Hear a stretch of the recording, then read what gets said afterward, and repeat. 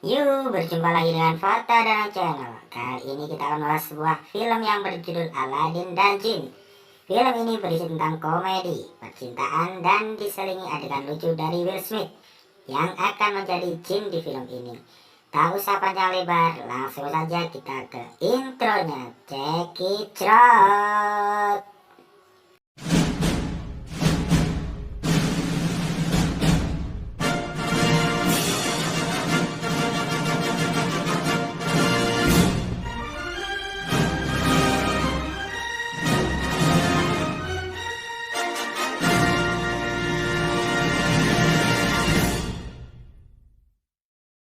Alkisah di sebuah lautan lepas, ada sebuah kapal kecil yang mana di kapal itu diisi oleh satu keluarga yang sedang berkeliling dunia. Saat itu, kedua anak mereka sedang terkagum-kagum karena melihat kapal besar dan mewah yang sedang melintas di depan mereka.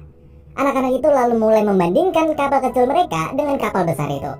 Tapi sang ayah dan ibunya lalu mengatakan bahwa harta dan kekuatan sebesar apapun tak akan pernah bisa membuat manusia puas. Sang ayah kemudian menyuruh mereka berdua untuk duduk, dan dia pun lalu menceritakan sebuah kisah dongeng dari negeri Arab yang akan mengubah cara pandang mereka tentang harta dan kekayaan yang sesungguhnya. Dan setelah itu, kisah pun dimulai. Di sebuah negeri Arab yang bernama Agrabah, ada seorang pemuda yang hidup sebatang kara karena kedua orang tuanya telah meninggal dunia sejak ia kecil. Kini ia hanya hidup berdua dengan seekor monyet yang sangat pandai dalam nyopet. Oke, Aladin ini terkenal akan keahliannya dalam mencuri. Setiap orang yang berjalan berpapasan dengannya pasti ada aja barang yang hilang. Saking terkenalnya, semua orang di negeri itu sampai tahu siapa dia, dan dia pun dijuluki dengan sebutan tikus jalanan. Suatu ketika, ada seorang gadis yang sedang berjalan-jalan di tengah pasar. Dari situ lalu melihat ada anak-anak yang sedang kelaparan dan meminta makan, namun tak ada satupun orang yang peduli. Ia lalu mengambil roti dan langsung memberikannya pada kedua anak itu. Nah, karena hal tersebut, si pedagang pun langsung marah dan meminta wanita itu untuk membayar roti tadi, tapi wanita itu nggak megang uang sama sekali. Aladin yang mendengar keributan itu pun datang dan mengatakan pada wanita itu untuk memberikan gelangnya sebagai bayaran roti tadi, tapi wanita itu menolak karena gelang itu adalah gelang yang sangat berharga baginya. Tapi di situasi yang sudah terpojok, Aladin pun berkata bahwa Trust me. yap, saat mereka berjalan pergi itu, Aladin pun langsung menunjukkan gelang wanita tadi yang ternyata udah diambil lagi sama dia. Namun pedagang tadi sadar dan langsung meneriaki maling sampai para petugas keamanan mengejar mereka. Singkat cerita, mereka berdua akhirnya lolos dan sampai di rumahnya si Aladin. Di sana, mereka berdua kemudian saling berkenalan dan bercerita tentang kehidupannya masing-masing. Yang mana Aladin menceritakan kisah masa lalunya yang kelam. Namun ada sebuah kebohongan. Wanita itu berkata bahwa namanya adalah Dahlia. Dan dia adalah pelayan istana yang melayani putri raja. Padahal nama aslinya adalah Santoso. Maksud saya Yasmin. Dan dialah sang putri raja itu sendiri. Hal itu ia lakukan agar dia nggak ketahuan karena sebenarnya seorang putri raja nggak boleh keluar dari istana. Perbincangan itu terasa sangat spesial bagi mereka karena sang putri baru pertama kali merasa asik dan nyaman ngobrol dengan seorang pria yang selama ini ia tak pernah rasakan saat ngobrol dengan para pangeran-pangeran yang dijodohkan dengannya. Tapi pembicaraan mereka harus berakhir dan Jasmine harus pulang karena lagi ada rombongan pangeran dari negeri lain yang datang buat ngelamar dia.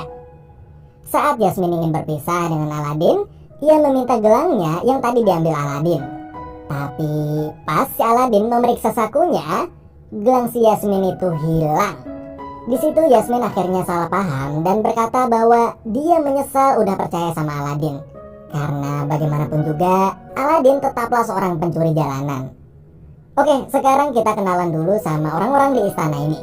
Di situ ada sang sultan, yaitu ayahnya Yasmin, ada Dahlia, yaitu pelayannya si Yasmin, raja, yaitu si kucing oranye peliharaannya Yasmin, pemimpin pasukan kerajaan yang bernama Hakim, penasihat kerajaan yang bernama Jafar, dan tentu aja si Tuan Putri, yaitu si Yasmin sendiri. Di acara itu seperti biasa, Yasmin kelihatan gak tertarik sama sekali setiap ada pangeran-pangeran dari negeri lain yang dijodohin sama dia. Kemudian Jafar yang sedang di ruangan bersama dengan Sultan. Di situ kelihatan Jafar lagi mempengaruhi sang Sultan dengan tongkat sihirnya agar ia mau menuruti semua perkataannya. Jafar ini sangat berambisi untuk memperluas wilayah kerajaan dan berencana menyerang kerajaan-kerajaan lain. Sedangkan Yasmin justru sebaliknya. Dia ingin agar semua bisa hidup damai dan saling berdampingan.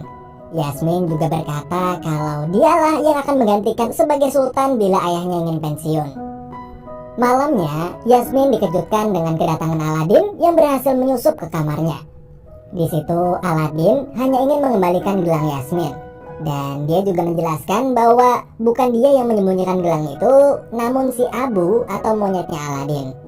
Setelah perbincangan yang membuat Yasmin kagum dan tersipu malu, Aladin pun akhirnya pamit pulang.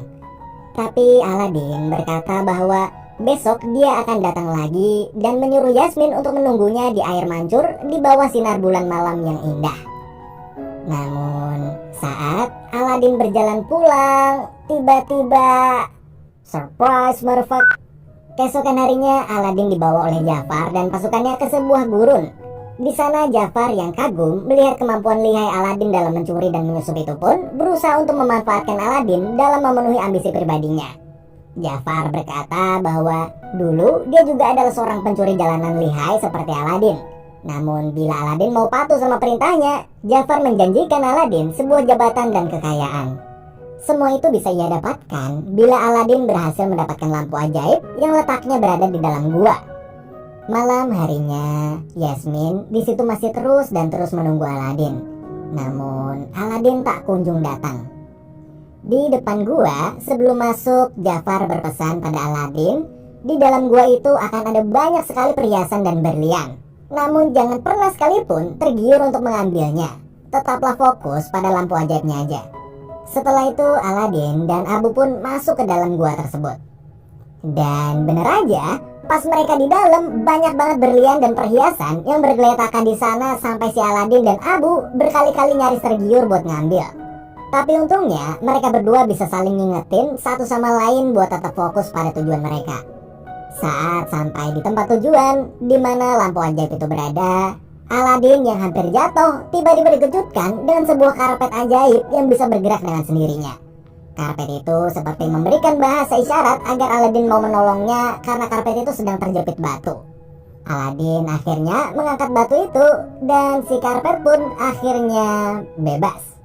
Kemudian Aladin pun langsung segera melanjutkan perjalanannya untuk mengambil lampu ajaib yang berada di atas tebing. Namun saat ia memanjat tebing dan sampai di puncak, Abu di bawah sana ternyata terhipnotis dengan keindahan sebuah permata. Dan saat Aladin mengambil lampu ajaibnya,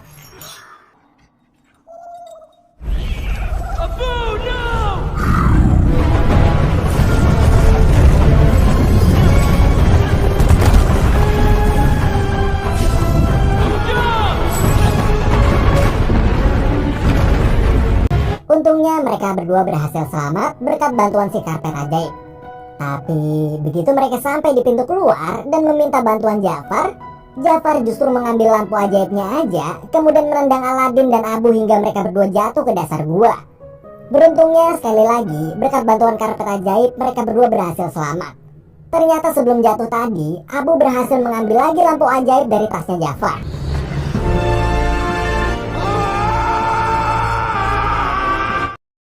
Aladin yang terjebak di dalam gua itu pun bertanya pada si karpet bagaimana cara untuk keluar.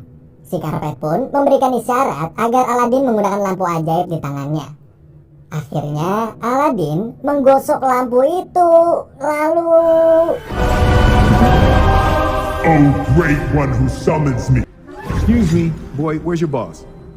Help me out here, where's your boss? No! I am not a... It's just... right, but that's not quite... Well, Alibaba, he had... Jin itu berkata bahwa ia akan mengabulkan 3 permintaan Aladin. Tak peduli apapun itu pasti ia kabulkan. Minta harta, minta tahta, wanita atau apapun pasti bisa terwujud asalkan bukan mengubah hati seseorang. Namun Aladin di situ malah bingung dan gak tahu mau minta apa. Dia gak tahu apa yang sebenarnya hatinya inginkan di dunia ini.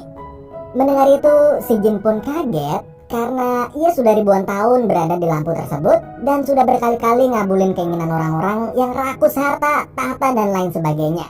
Tapi baru kali ini si jin nemuin orang yang gak tertarik sama harta dan tahta atau jabatan. Si jin akhirnya menceritakan siapa dirinya pada Aladin. Ia berkata bahwa dia adalah makhluk terkuat di bumi ini. Tak ada satupun yang bisa menandingi kekuatannya. Tapi ada satu konsekuensi apabila seorang makhluk memiliki kekuatan yang maha dahsyat. Konsekuensinya itu adalah ia akan diambil kebebasannya, sehingga ia tak bisa menggunakan kekuatannya dengan sembarangan. Makanya kedua tangan si jin dipasangi gelang yang bernama Gelang Sulaiman, yang mana akhirnya ia hanya bisa menggunakan kekuatannya bila ada perintah dari tuannya. Si jin juga menjelaskan bahwa dia memanglah yang maha kuat, tapi dia bukan yang maha tahu. Si jin bilang kalau pengetahuannya dibatasi, sehingga kalau dia ingin tahu, maka dia harus belajar sendiri. Singkat cerita, akhirnya si jin membawa mereka berdua keluar dari gua itu. Di sana Aladin yang masih bingung tentang apa yang hatinya inginkan, justru bertanya balik pada si jin apa yang hatinya jin inginkan. Si jin pun di situ menjawab bahwa yang paling ia inginkan dari lubuk hatinya yang paling dalam adalah sebuah kebebasan. Dia berharap suatu saat nanti, entah itu ribuan tahun lagi atau bahkan mungkin ratusan ribu tahun lagi, akan ada seorang manusia yang akan membebaskan dirinya. Setelah lama mereka berbincang, akhirnya Aladin teringat dengan Putri Yasmin. Dia berkata kalau Putri Yasmin hanya boleh menikah dengan seorang pangeran dan tak boleh dengan rakyat jalanan sepertinya. Ia pun meminta si jin untuk menjadikannya pangeran. Dan yap, dengan sekejap abrakadabra, Aladin akhirnya berubah menjadi seorang pangeran. Si Abu diubah menjadi gajah, dan si jin pun membuat negeri palsu di dalam peta, lalu menamainya dengan nama Negeri Babua. Nama Aladin pun mulai sekarang berubah menjadi Pangeran Ali dari Negeri Babua, atau bisa dipanggil sebagai Ali Baba.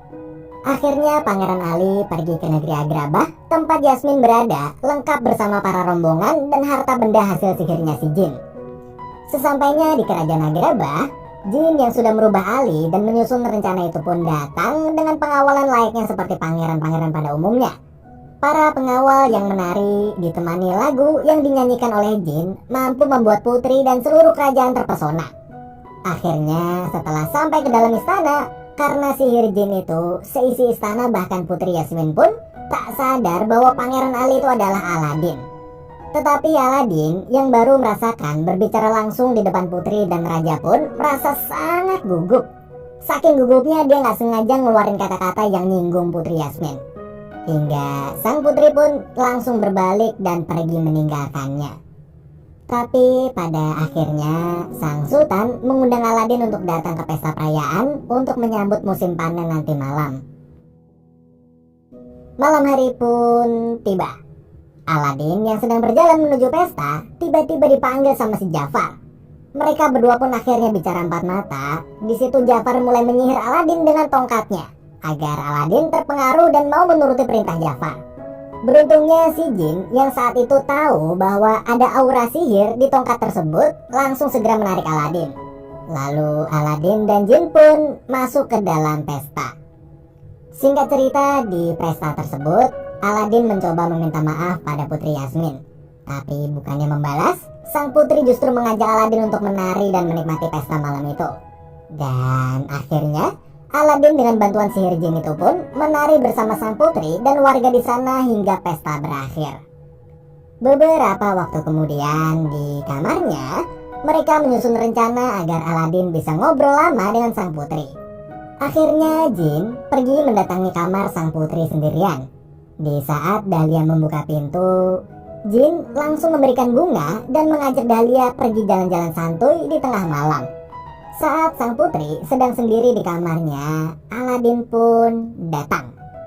Sang putri di situ kaget bagaimana caranya Aladin bisa masuk, padahal banyak banget penjaga yang mengawasi di sekitar kamar.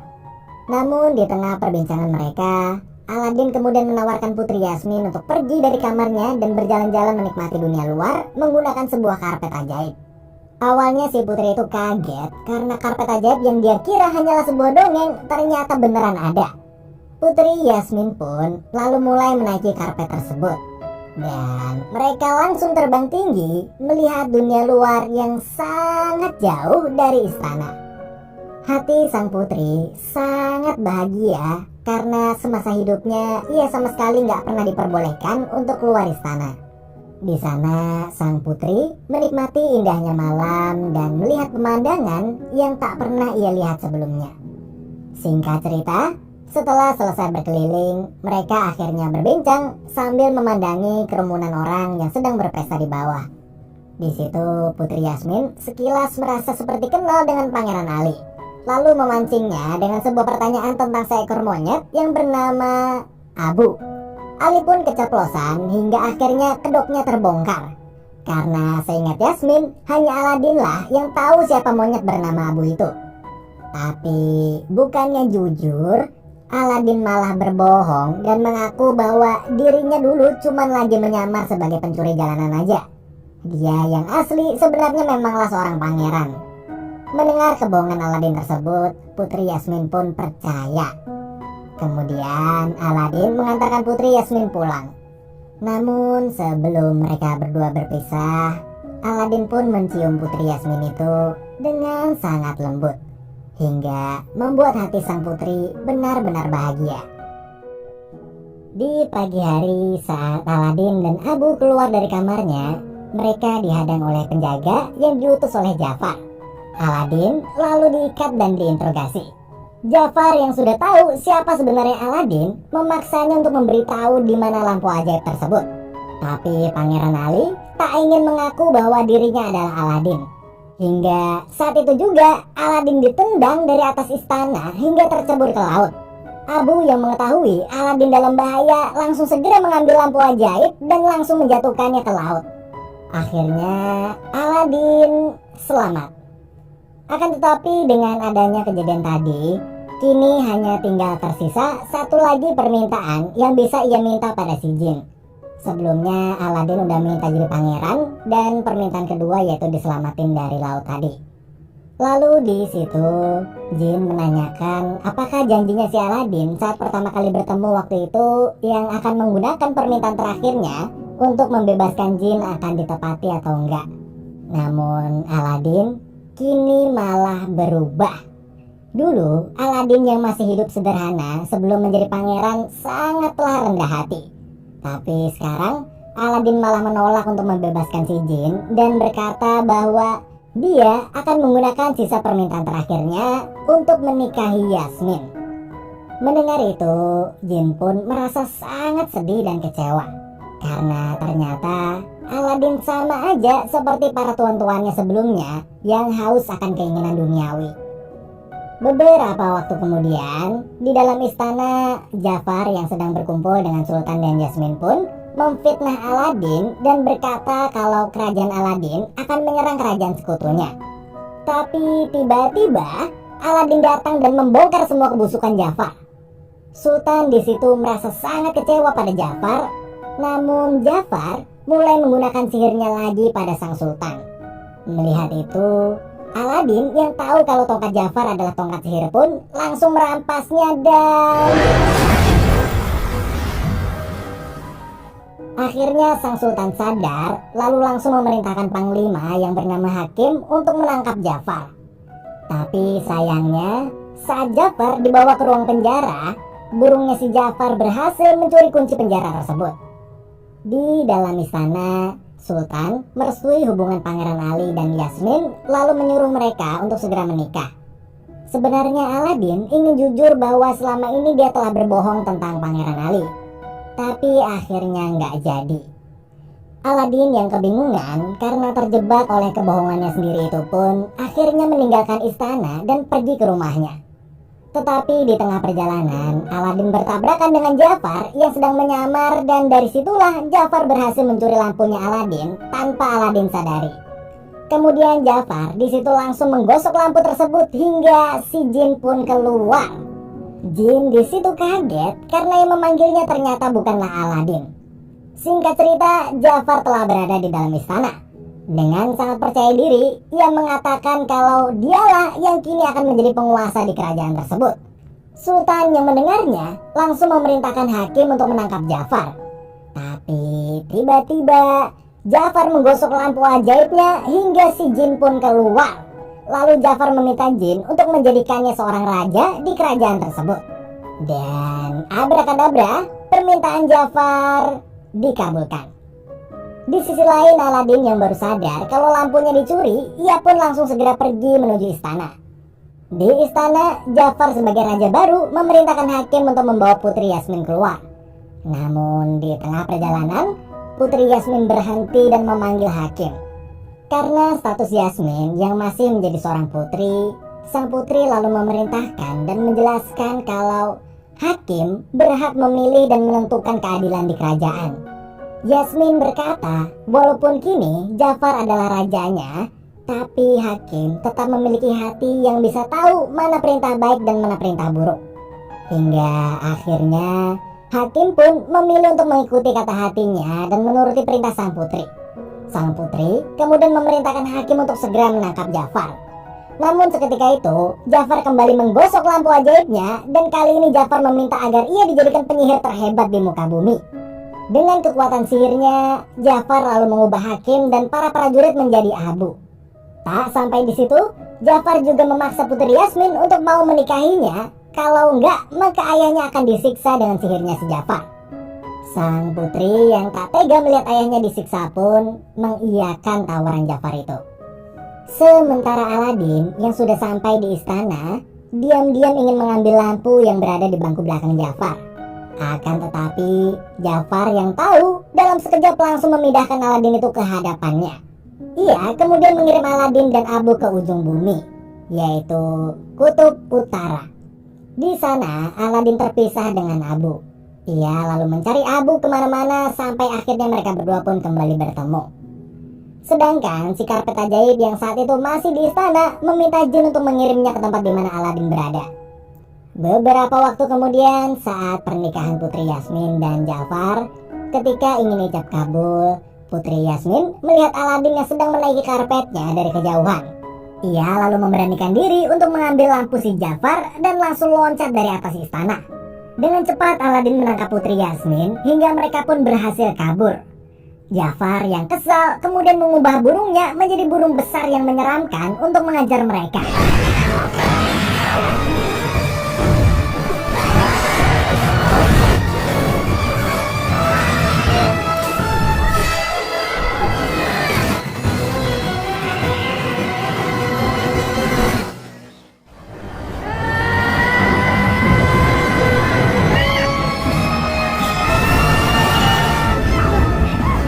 Sayangnya lampu tersebut berhasil direbut lagi sama si Jafar. Jafar lalu menyihir Sultan, Dahlia dan Putri Yasmin agar tak bisa memberontak lagi. Di situ Aladin berusaha menatap jin dan meminta pertolongan, akan tetapi si jin tak bisa berbuat apa-apa. Ia hanyalah jin yang cuma bisa menuruti perintah tuannya yang memanggilnya keluar dari lampu. Namun Aladin gak kehabisan akal. Ia lalu mengatakan pada Jafar bahwa kekuatan Jafar yang dimiliki saat ini itu adalah pemberian dari jin. Bagaimanapun juga, jinlah makhluk terkuat di bumi ini. Dan Jafar hanyalah makhluk terkuat kedua aja setelah jin. Aladin juga meledeknya dengan mengatakan bahwa Jafar tak akan bisa berbuat apa-apa tanpa bantuan jin. Mendengar itu, Jafar yang murka dan tak terima dengan perkataan Aladin pun kemudian memerintahkan jin untuk mengabulkan permintaan terakhirnya, yaitu menjadikannya makhluk terkuat di muka bumi ini, bahkan melebihi kekuatan jin. Jafar yang gila akan kekuasaan itu pun gak sadar bahwa ucapan itu telah membawanya termakan jebakan si Aladin. Dan saat permohonannya dikabulkan, lalu saat Jafar ingin menghancurkan seluruh kota, akan tetapi ada konsekuensi bila menjadi makhluk terkuat di bumi. Konsekuensi itu adalah Jafar diambil kebebasannya. Kedua tangan Jafar pun langsung terbelenggu hingga ia tak bisa menggunakan kekuatannya bila tak memiliki seorang tuan. Akhirnya Jafar tersedot dan terkurung di dalam lampu bersama dengan burungnya untuk selama-lamanya. Hingga suatu saat nanti akan ada seseorang yang menggosok lampu itu dan menjadi tuannya si Jafar. Setelah semua berakhir, si jin lalu menawarkan permintaan terakhir Aladin yang masih tersisa satu itu untuk mewujudkan keinginannya menikahi sang putri. Namun Aladin yang kini telah menganggap bahwa jin adalah sahabat yang selalu ada membantunya pun, akhirnya ia merelakan keinginan untuk menikahi sang putri. Dan dia lalu mengucapkan permintaan terakhirnya, yaitu membebaskan sang jin.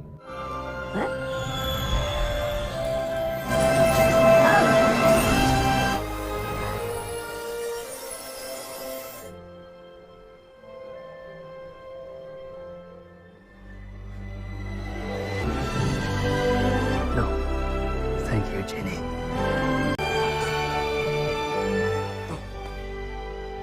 Kini jin telah sepenuhnya bebas. Betapa bahagianya dia karena setelah ratusan tahun lamanya ia selalu berada di dalam lampu yang sempit dan dicabut hak kebebasannya. Sekarang ia benar-benar bisa menghirup udara dengan bebas. Bahkan untuk sekedar duduk dan pergi pun kini jin tak perlu lagi meminta izin dari tuannya.